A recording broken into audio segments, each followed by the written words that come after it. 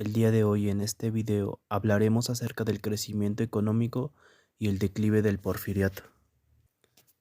Durante el gobierno de Porfirio Díaz a finales del siglo XIX, se propuso innovar la economía del país, por lo cual se desarrolló la agricultura, la industria, el comercio internacional, los medios de comunicación, entre otros. Lo anterior fue posible gracias a la inversión extranjera, que ayudó en el desarrollo de la economía nacional.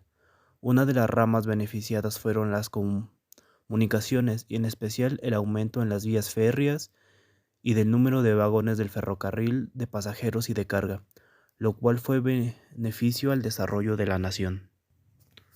Porfirio Díaz fue el presidente de México que más tiempo ha estado en el poder, 34 años, casi fueron consecutivos, salvo de 1880 a 1884, que fue sucedido por Manuel González. Los ferrocarriles en el porfirismo. En el porfiriato, los ferrocarriles fue el símbolo de modernidad, al pasar de 1100 kilómetros a 1880 a 19.000 kilómetros para 1920. Las compañías norteamericanas fueron las más grandes beneficiadas, debido al trazo de las vías férreas hacia la frontera norte. Lo anterior trajo para México una relativa integración con el mercado americano, sobre todo por la venta de materias primas y la adquisición de diversos bienes americanos principalmente.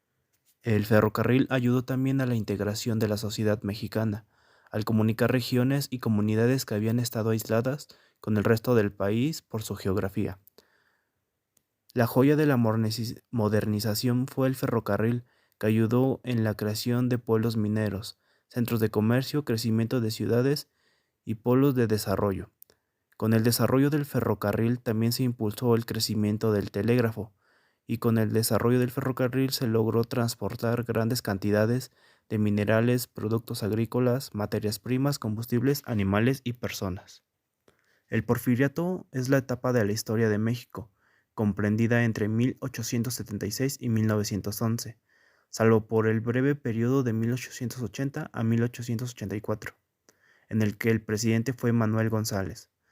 Porfirio Díaz, a través de sus políticas económicas, logró impulsar el desarrollo económico, garantizar la propiedad y estabilidad de los comercios que exigían las clases altas de la sociedad nacional y de los diversos extranjeros. Durante el porfirismo se logra un crecimiento económico sostenido e importante, proveniente básicamente de las inversiones extranjeras.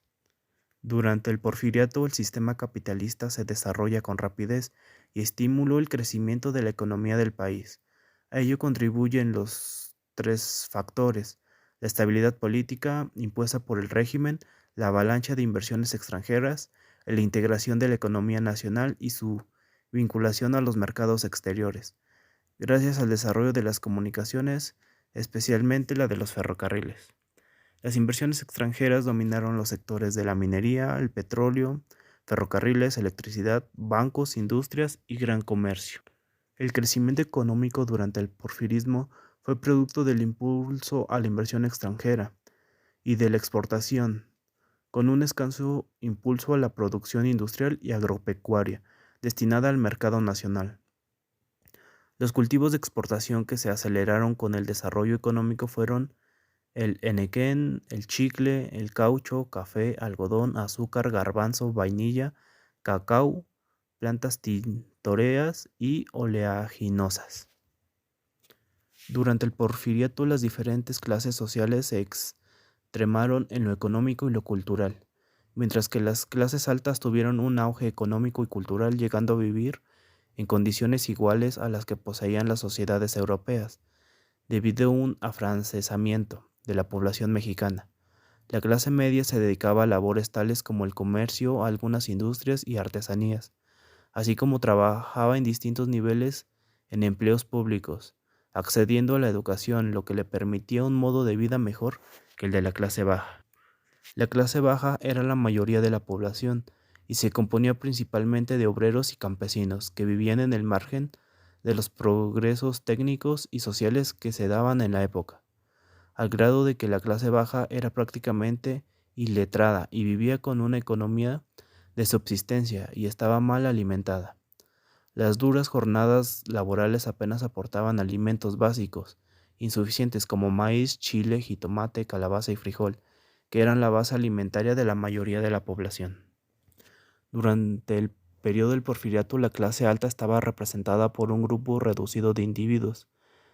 Este extracto social se distinguía por las personas y familias que poseían los recursos naturales, políticos y sobre todo la economía para cubrir necesidades de consumo de bienes y servicios. La clase alta estaba representada por financieros, grandes comerciantes y hacendados, dueños del dinero y poder adquisitivo, tanto extranjeros como nacionales. Según una investigación realizada por la doctora Julieta Ortiz, la desigualdad social durante el mandato de Porfirio Díaz se representaba de la siguiente manera.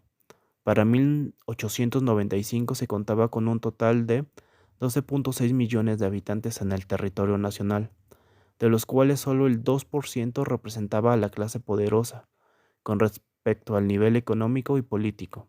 En contraste, la población trabajadora y más empobrecida, los que se mantenían en deuda permanente, incluso hasta la muerte, en las tiendas de raya constituía el 90% de la población total. El 8% restante lo conformaban burócratas y profesionales. Con poco más de 30 años en el poder, después de pacificar al país y proporcionar el crecimiento económico a través de la inversión extranjera, la larga administración del general liberal José de la Cruz Porfirio Díaz Mori llegó a su fin en medio de lo que fuera la primera revolución social y armada de América Latina durante el siglo XX. El movimiento armado por la decadencia y la falta de depuración política del sistema porfiriano, así como por la grave desigualdad social que se proporcionó con el auge económico. Terminó de tajo con una administración en apariencia sólida y evidenció la fragilidad e ineficiencia de su cuerpo militarizado.